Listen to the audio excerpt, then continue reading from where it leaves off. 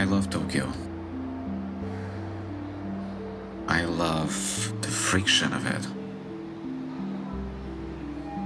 The constant movement. But it is loud. Not just the streets, but my head. I catch myself living 3 hours in the future, planning. On the train, I realized I was holding my breath again. I'm just following this urge to touch some ground. I want to see if I can actually land today.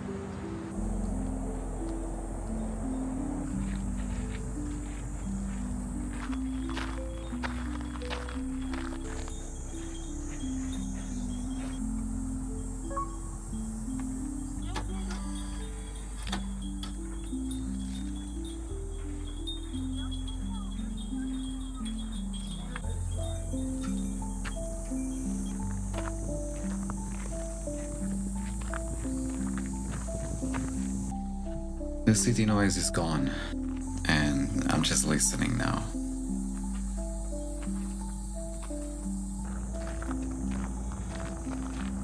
The smell of damp earth,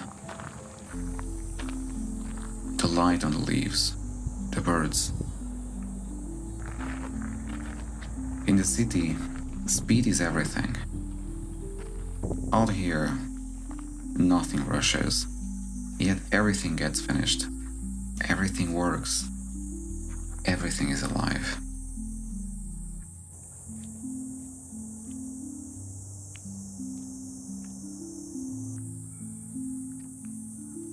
I'm trying that pace on for size. Turning down the volume on the do more thoughts. The breeze on my face is enough.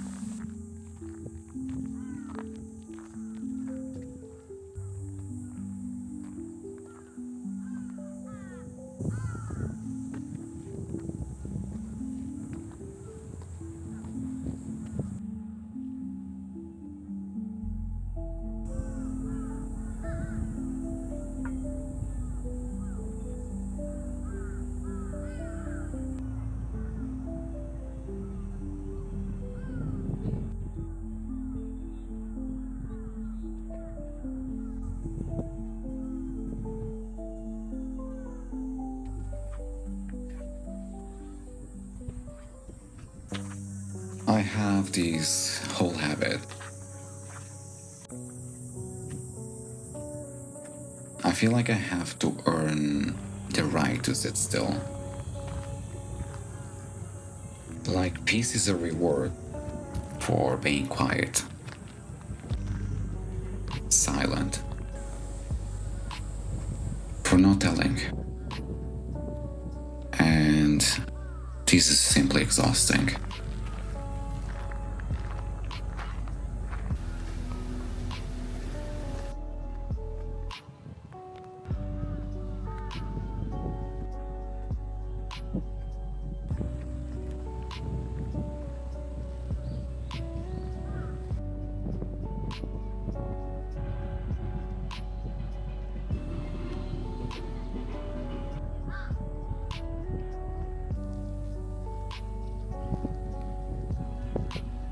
But the water doesn't really care about my to-do list.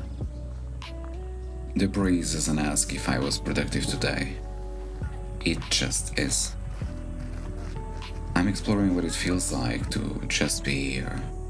No requirements. No proving anything.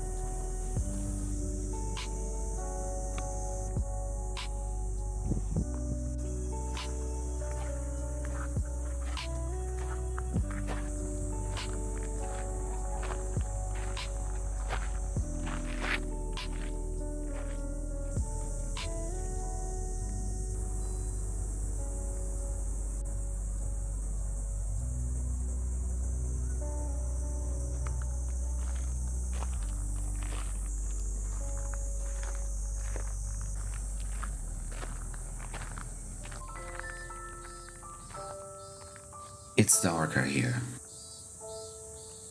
Tucked away. It feels like the quiet corners I used to find when I didn't feel safe. But I'm not hiding today, just walking. I'm letting my younger self know we are okay now. We don't have to work for this quiet. We don't have to behave well to deserve to feel safe. We can just exist.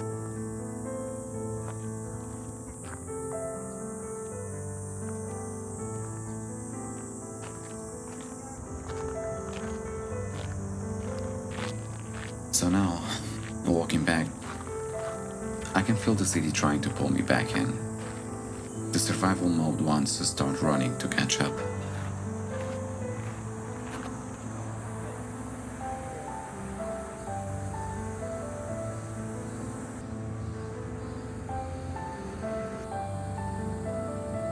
But at this crosswalk, I feel something different. I'm not letting the city set my pace, at least today. But I'm taking the silence with me, moving at my own speed. The garden is behind me. The noise is back. I put my AirPods in, noise cancellation on. It's an instant relief. Suddenly, the city is a silent movie.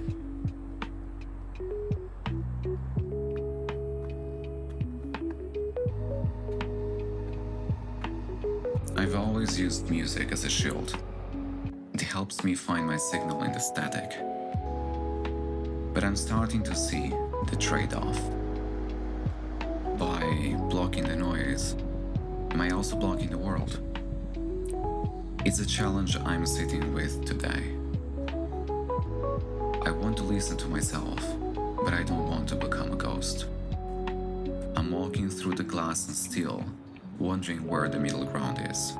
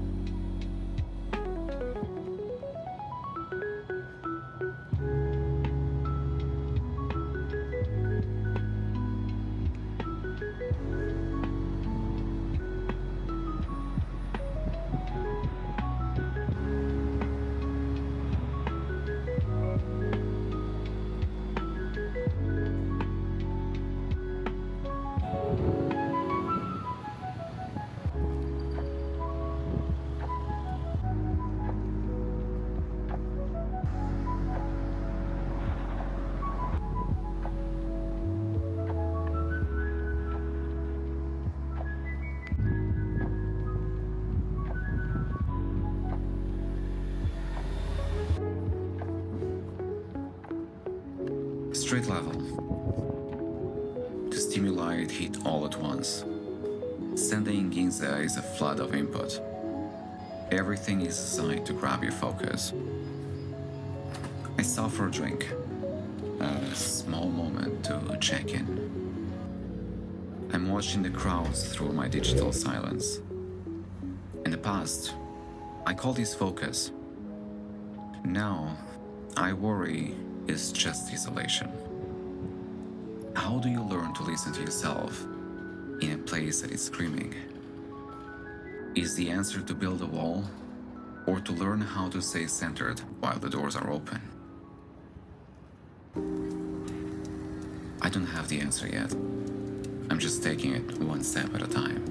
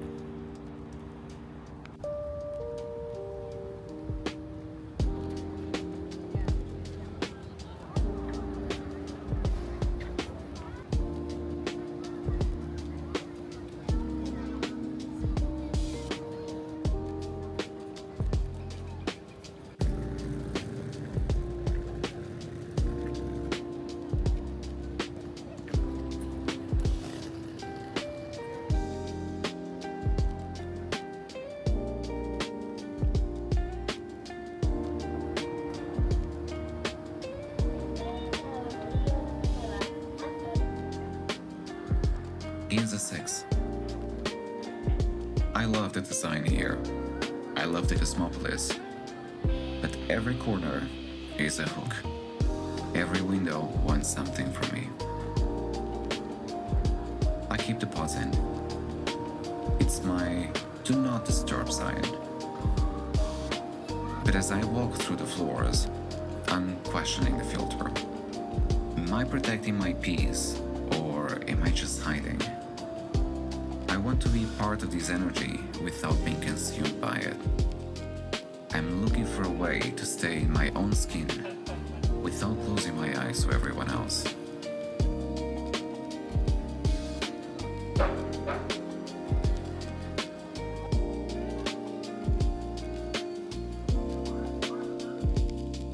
I need the high ground. I turn the music off and I put the transparency mode on. Looking at the skyline, the scale fixes the math. Tokyo is vast. It's huge. My internal conflicts are tiny.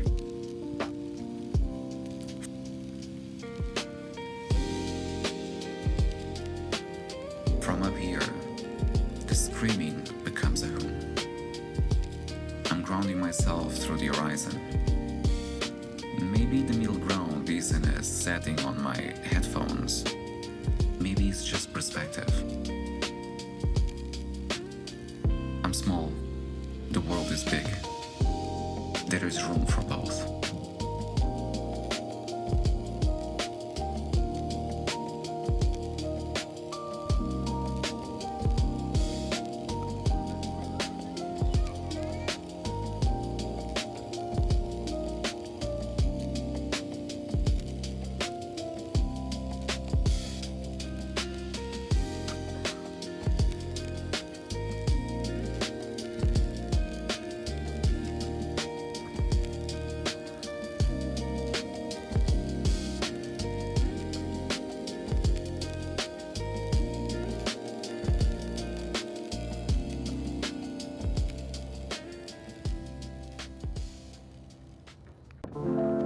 I walk towards the orange light and I see how the sun hits the ground.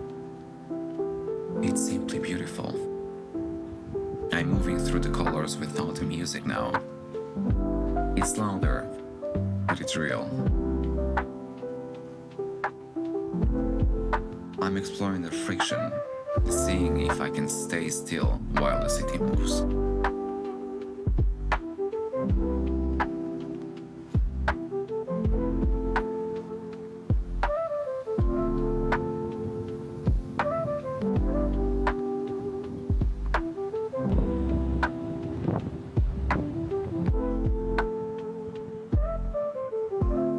Dinner. I'm back in a social space. Just the click of the machines, the tablet, the noise, the plates coming in.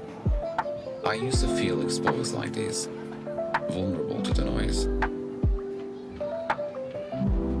But I'm realizing that connection requires a bit of risk. I'm practicing being present without the safety net of my own soundtrack. It is harder, but it feels more honest.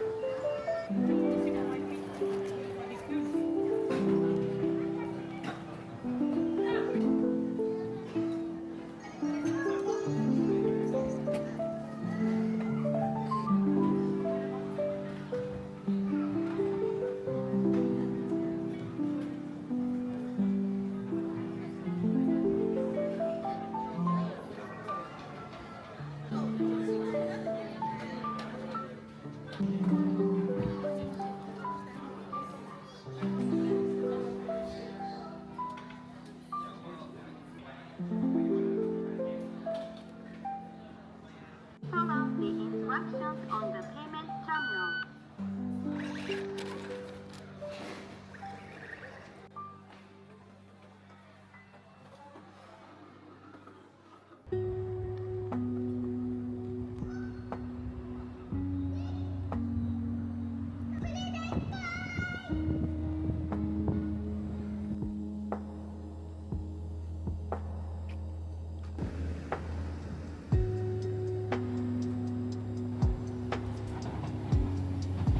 I follow the water towards the Skytree. The air is cooler. My hypervigilance is quiet. I am not scanning for threats right now, just noticing the river, the wind. I'm integrating the two worlds. The quiet I found in the garden and the noise in the city. I'm moving through the trees and the concrete, feeling the balance shift.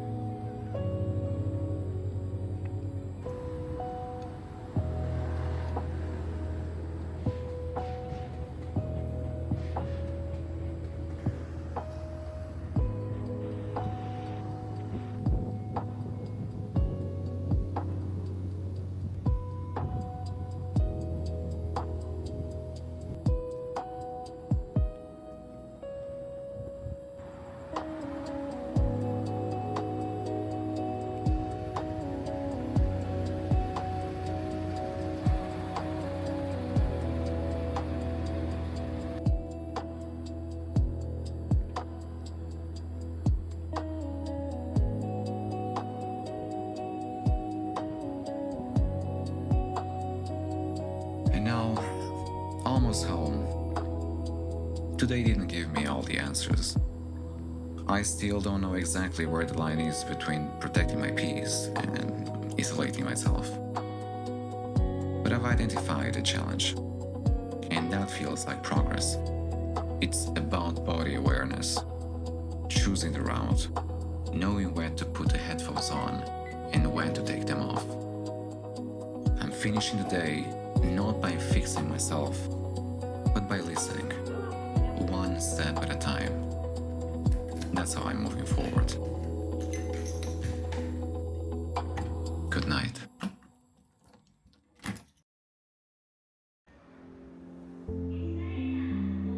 When was the last time you saw a butterfly? When I was a kid, I loved drawing them. They felt special, full of color, delicate. Maybe I liked them because I also wanted to feel like that. And there it is, the Tokyo Metropolitan Government Building. My favorite building in the world. Every time I see it, I feel a small sense of order.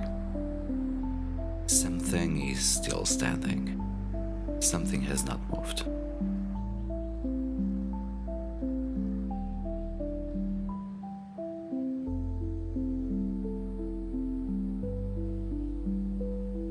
My life lately, it feels different. My past is coming back, asking to be understood. At the same time, I feel the future pressing harder. I feel the time running. So staying in the present is not automatic. It requires intention.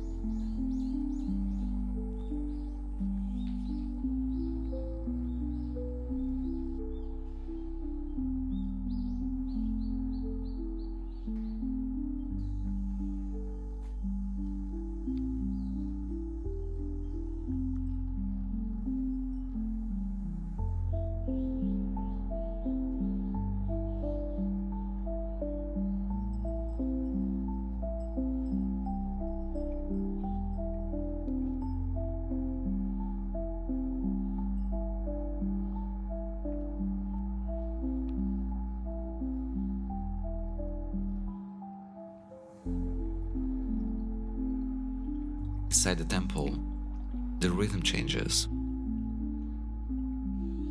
I wash my hands. The water is cold, immediate.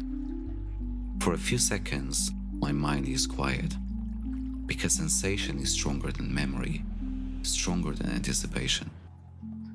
Nothing is solved, but nothing is missing either.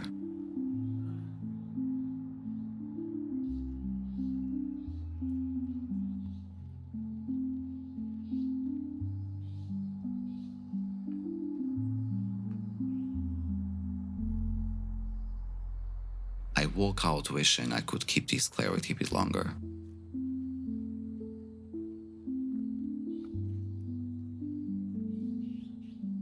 Back in the park, a food truck is standing under the trees, serving people who are simply hungry now. It is such a direct relationship with the moment, need and response. I admire that simplicity.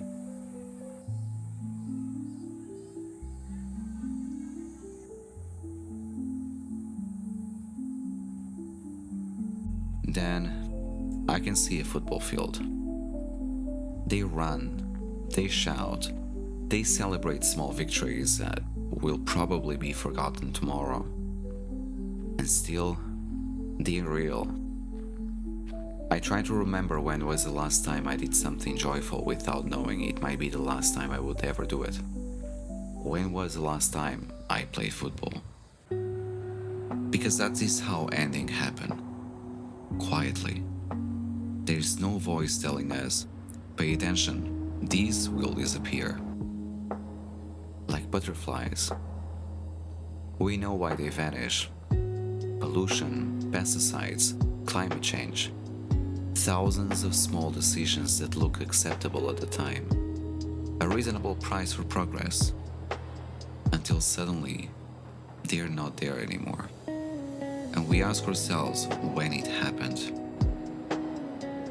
keep walking towards the NS building, thinking about that invisible cost of not noticing.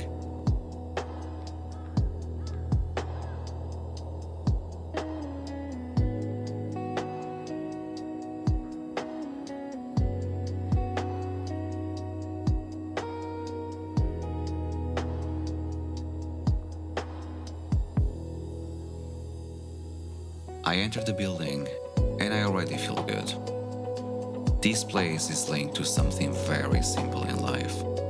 I come here, I eat my tonkatsu, and from the window I can look at my favorite building. It's a small ceremony.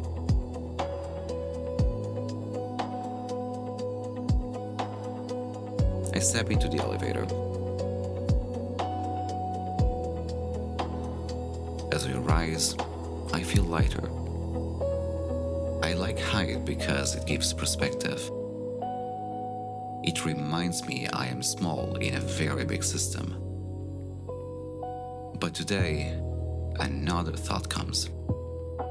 While my head is busy understanding who I was and who I still have time to become, how much of what is happening right now passes in front of me without landing? Maybe the present is not absent. Maybe I am.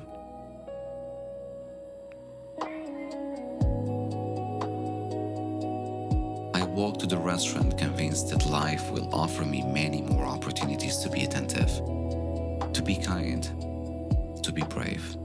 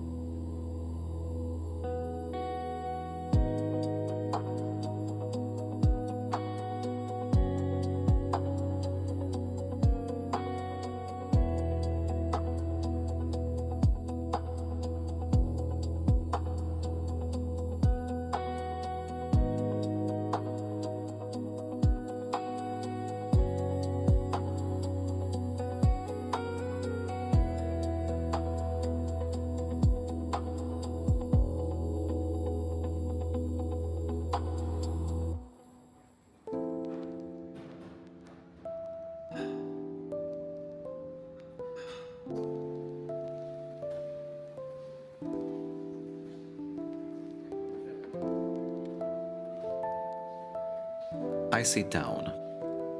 Everything is familiar here. The sounds, the movement, the comfort of routine. Through the window, the tower.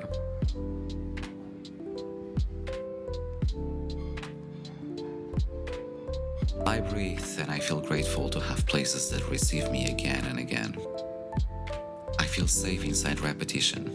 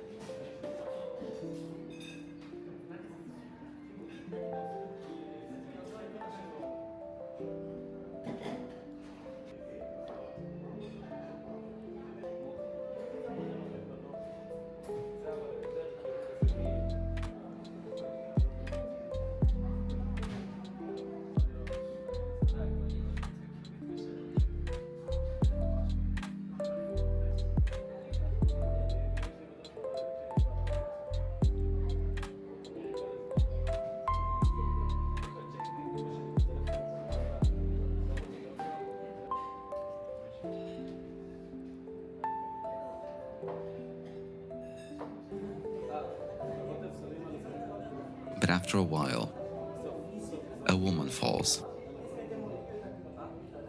The sound cuts the room.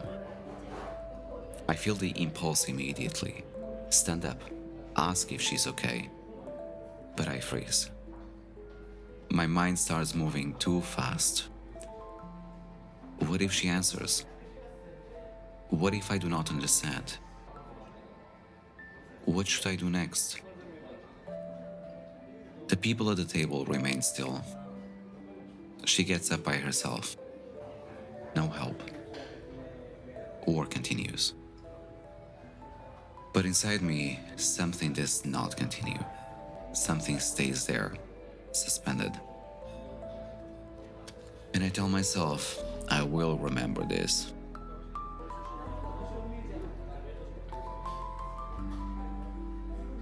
I leave the restaurant with that feeling in my chest. I am already thinking about how next time I will react differently.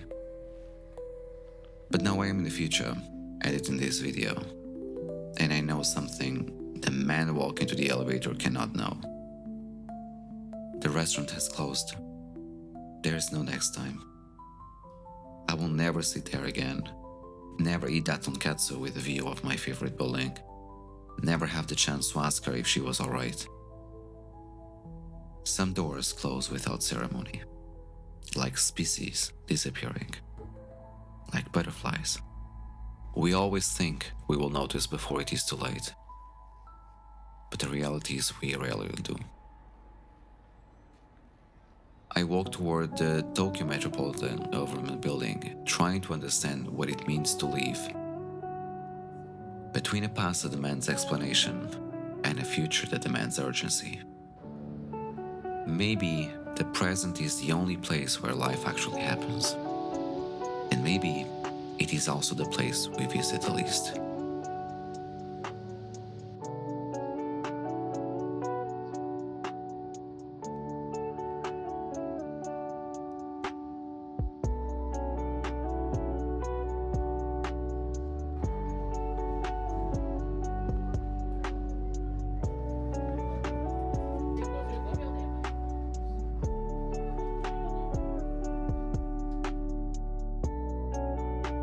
I reach the top.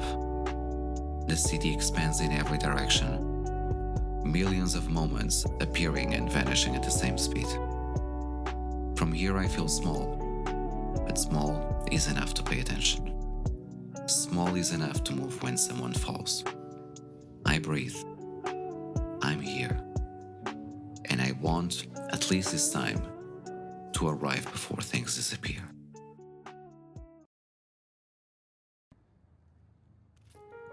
People often talk about fate, about things being meant to happen, about invisible lines guiding us somewhere.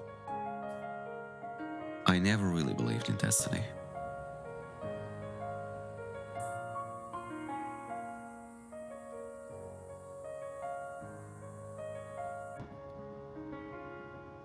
I stop for a vitamin drink, a small pause, a normal moment. Life is mostly about this, not big revelations, just small stops between steps. When things get difficult, people look for explanations. Religion, horoscopes, signs from the universe. Sometimes I wonder if these are stories we created so uncertainty feels softer, so endings feel understandable. With this in mind, I keep walking.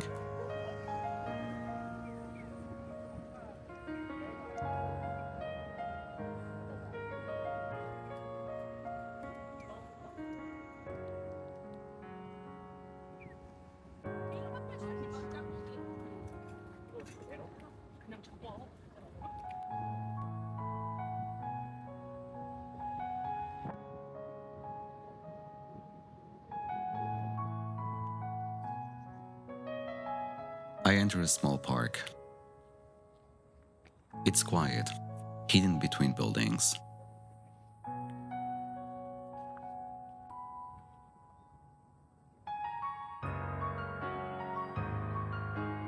Maybe humans need meaning the way plants need light. Not because meaning solves everything, but because it helps us continue. For many people, destiny brings comfort. For me, it never did. There was nothing I had done to deserve what happened in my childhood. So destiny felt less like an answer and more like a cage.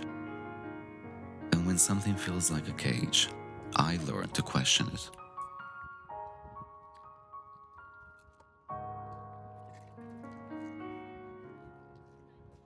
I walk through local streets. This is my very favorite part of Tokyo.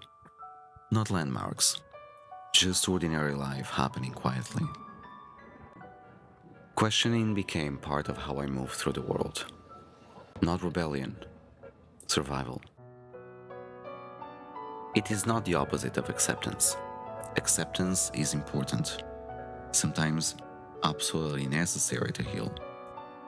But questioning is how we search for fairness, how we refuse injustice, how we keep believing in ourselves when others don't. And I think about my own path. A high school dropout wanting to become a PhD doctor. Wishful thinking, people said. Delusion. So I built a path I could actually walk. Vocational school, bachelor, master, PhD, 10 more studies, different industries, different versions of myself. It was not a straight line, just steps. And the difficult part was never studying or working. The difficult part was the friction. Feeling that my choices made others uncomfortable. Feeling questioned so often that I started questioning myself. Self-doubt grows quietly like that.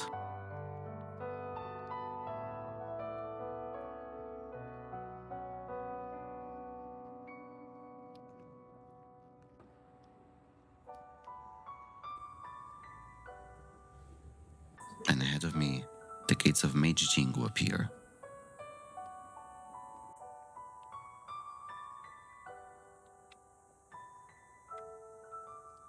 Across the gate, the city disappears behind me. People come here looking for guidance, for reassurance, for answers.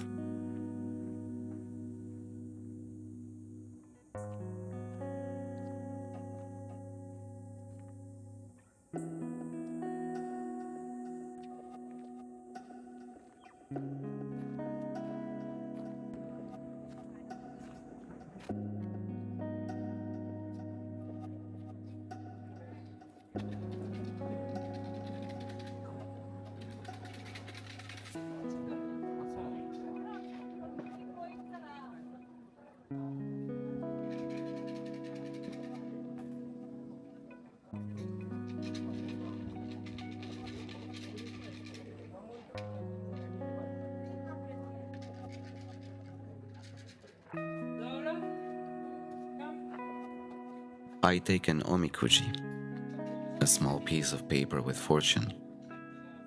I read it slowly. I don't see it as destiny. I see it as a pause, a moment that invites reflection. I fold it carefully and place it in my pocket, not because it decides my future, but because it reminds me to listen to myself. And people walk quietly around me. Everyone carries invisible questions. I think about how decisions are really made, not in one moment, not in one realization. They come from many conversations with ourselves, some calm, some uncomfortable.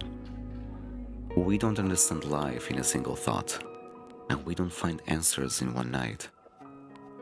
Understanding grows slowly, through reflection, doubt, and honesty. Resiliency is built exactly there, in the moments where questions feel heavier than answers.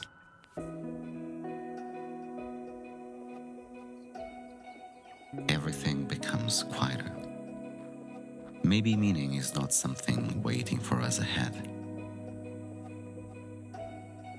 Maybe meaning appears when we keep talking to ourselves honestly, when we allow difficult questions, when we stay long enough to hear out our own voice clearly. A life of reflection does not give perfect answers, but it helps us stay connected to who we are. And when we are connected to ourselves, decisions stop feeling like fate. They become choices. And I keep walking, because for today, that feels enough.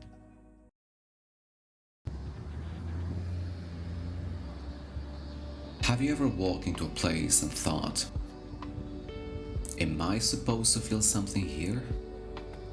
Today I'm at Azabudai Hills in Tokyo. It's one of those places everyone talks about. New, modern, full of big brands and restaurants. People around me look very put together. The kind of style that looks effortless, but you know it isn't. And I noticed something funny. When I walk into places like this, I become very aware of myself. Not in a bad way, just aware. Tokyo does this sometimes. It puts you right next to worlds that feel very different from your own. So I keep walking.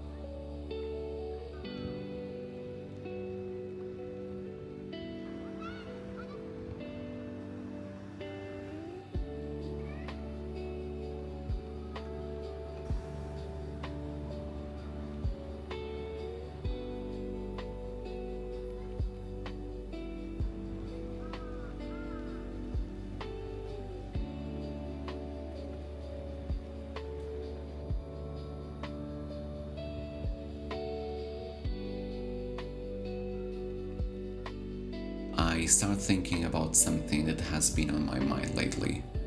How two people can experience the same place and feel something completely different.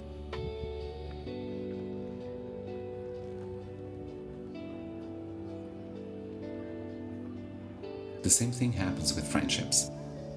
You can share years of memories with someone, moments where it feels like you understand each other perfectly, and then life moves on.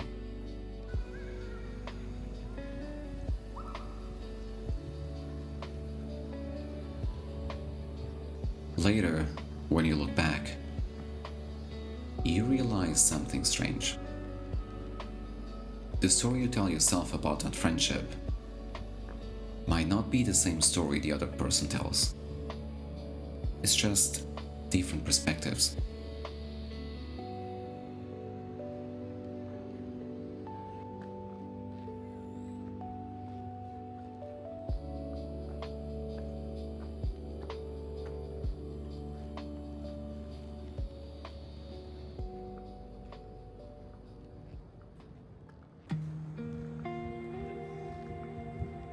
People often tell you to visit the big landmarks, the things everyone takes pictures of.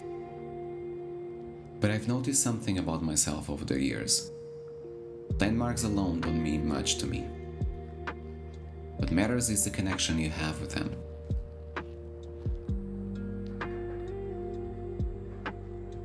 Sometimes a place becomes important because of something you leave there.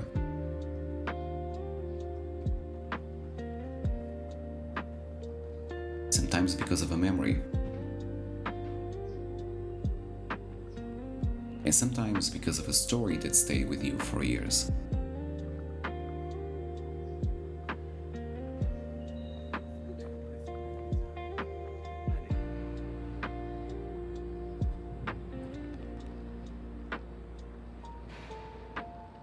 This is the Reiyukai Shakaden Temple.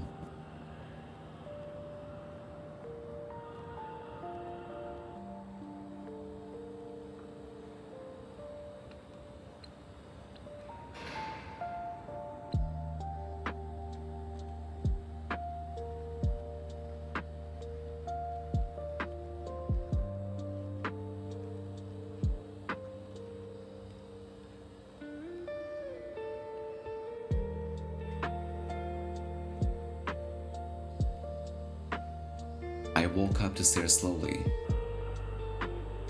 I see it. The Tokyo Tower. For many people, the Tokyo Tower is just another landmark. Personally, it's something different. Seeing it here brings back something very old. Memories from when I was a kid.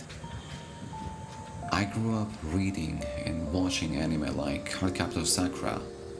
Those stories shaped how I saw the world.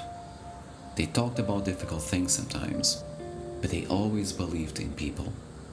And Tokyo Tower appeared in many of these worlds.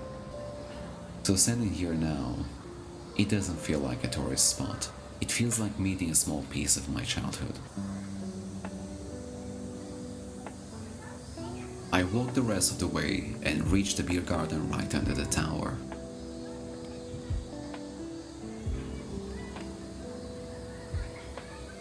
There's a relaxed atmosphere here.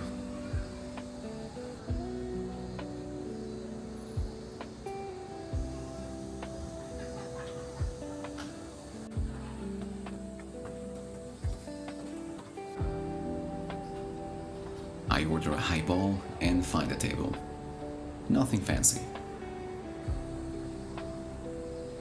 And somehow, this feels more natural to me than the place I just left.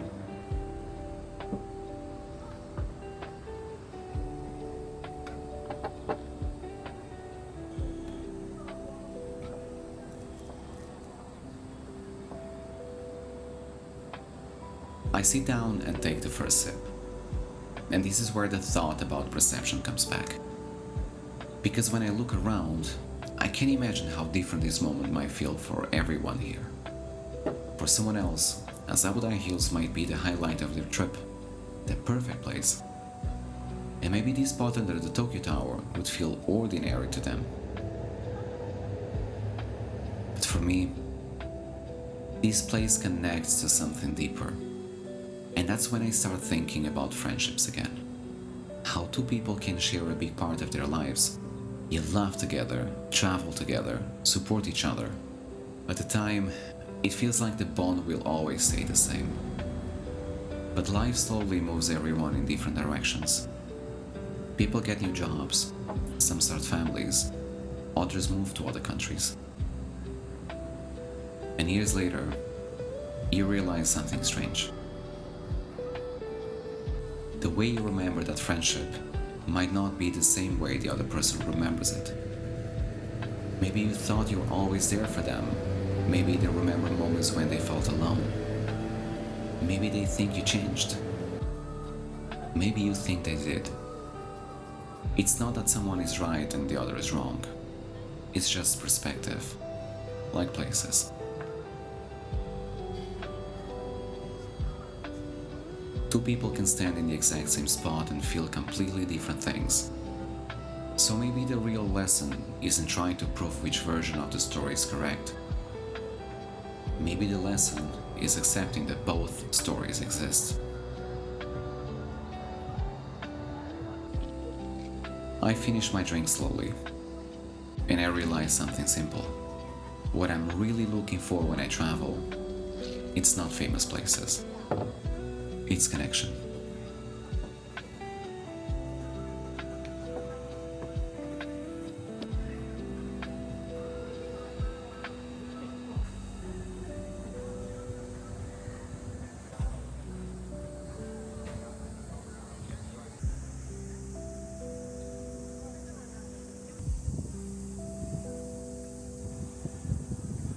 The air feels cooler now. And I think about that idea again. Connection. Sometimes you enter a place and nothing clicks. Other times you arrive somewhere simple and something inside you responds immediately.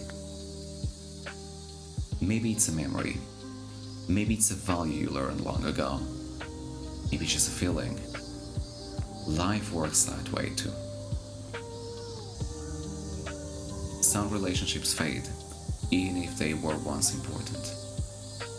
And maybe the healthiest thing we can do is accept people experience the same story in different ways.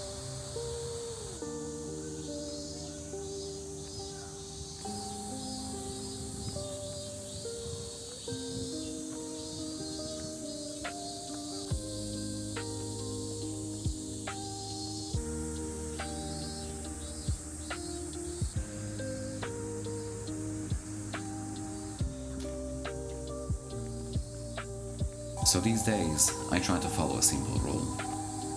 If something doesn't resonate with me, I keep walking. But when something does, I stop.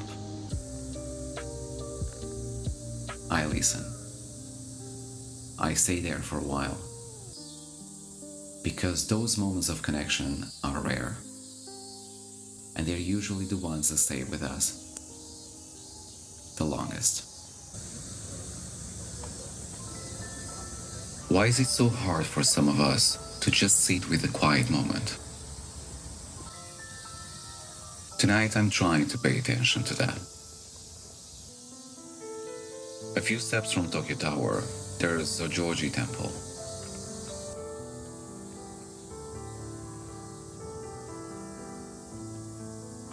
Next to it, a garden filled with small stone statues. Dear Jizo, families place red hats and bibs on them to honor children who passed away too early. Standing here naturally slows you down. It's not a place where you rush. And maybe that's good, because my body's asking for that today. I've been walking more than 20 kilometers almost every day for the past few weeks.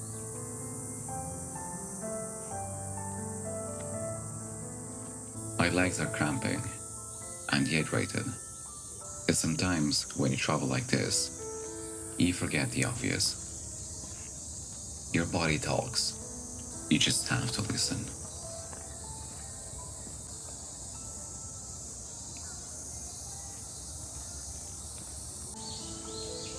Slowing down sounds simple, but it's actually something I've had to learn, especially in the evenings. For a long time, evenings meant tension for me, so calm moments didn't always feel natural. They felt uncomfortable. And when calm feels uncomfortable, the brain starts looking for stimulation, something to fill the space. Another place, another activity, another distraction. Tonight I'm trying not to chase that too much, just walking and letting the evening unfold.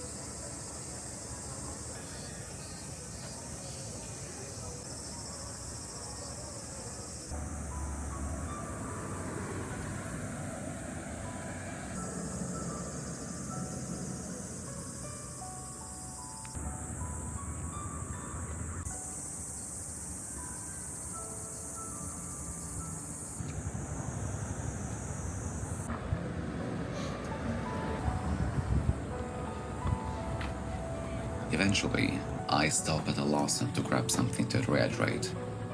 It's a small reset. And honestly, it's a reminder that sometimes the best thing you can do for yourself, it's not another experience. It's just taking care of your body.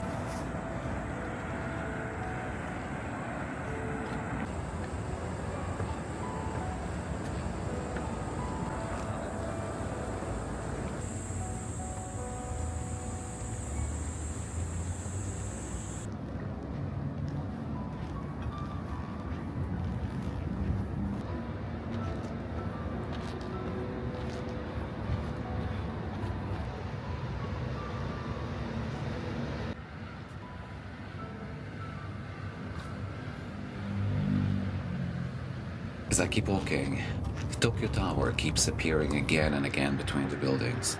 It's like I'm going around something, like my mind is tethered to it. And instead of pushing myself to find something new, I decide to go back to the beer garden under the tower. Earlier today, I sat there and it felt calm. So tonight I repeated. Same place, same simple plan.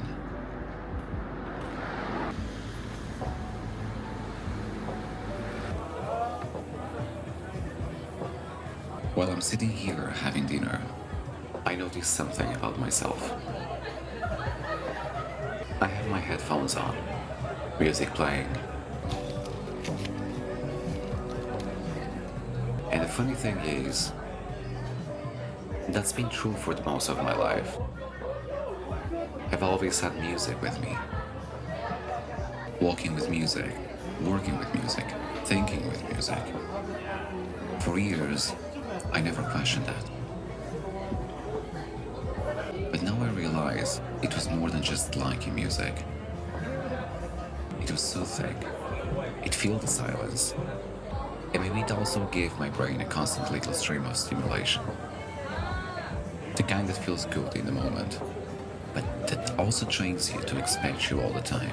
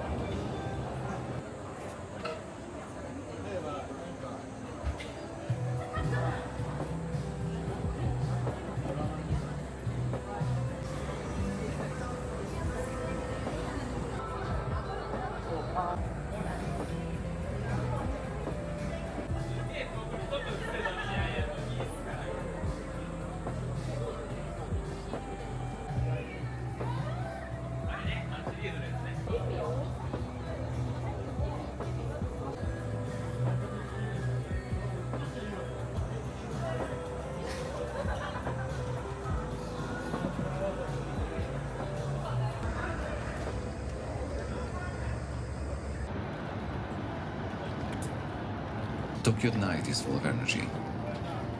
Light, sound, movement everywhere. And I enjoy that. But tonight I'm also trying to notice when I'm looking for stimulation and when I'm simply experiencing the moment.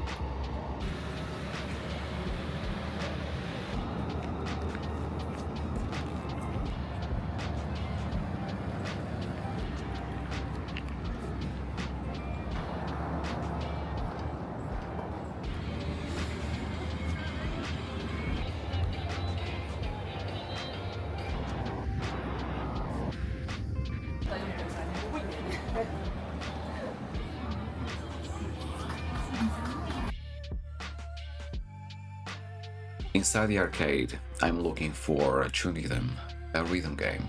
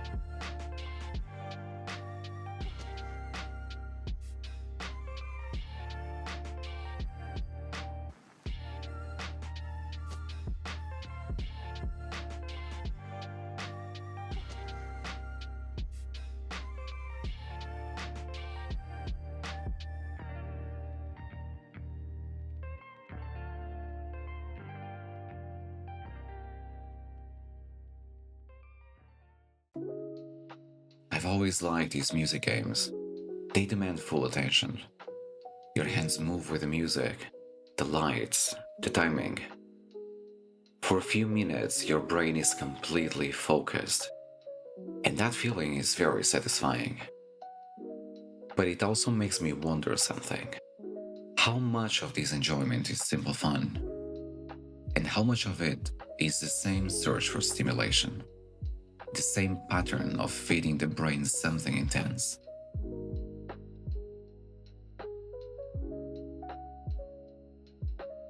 It's not necessarily a bad thing, but it's interesting to notice.